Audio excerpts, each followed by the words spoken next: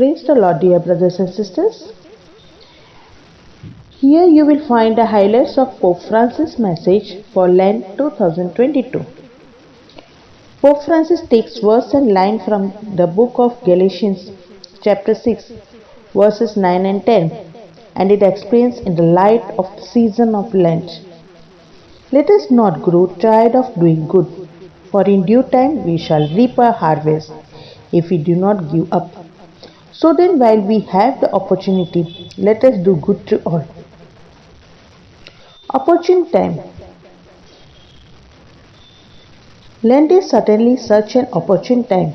All too often in our lives, greed, pride, and the desire in possessions accumulate and consume have the upper hand.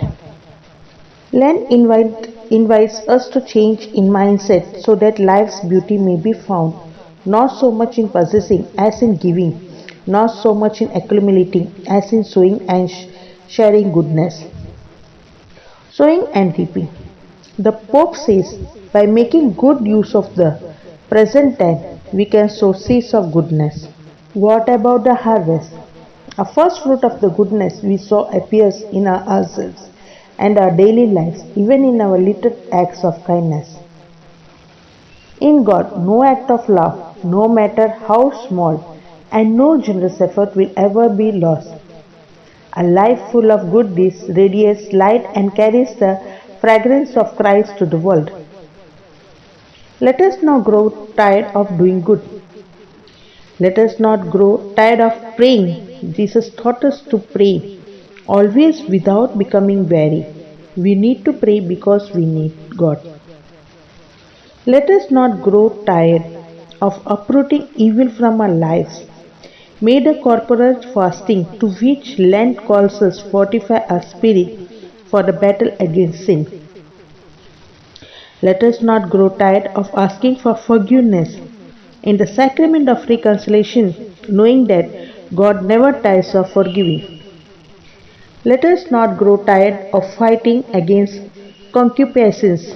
One of these is addictions to the digital media, which impoverishes human relationship. Lent is a propitious time to cultivate instead a more integral form of human communication made of authentic encounters, face to face and in person. Let us not grow tired of doing good in active charity towards our neighbors.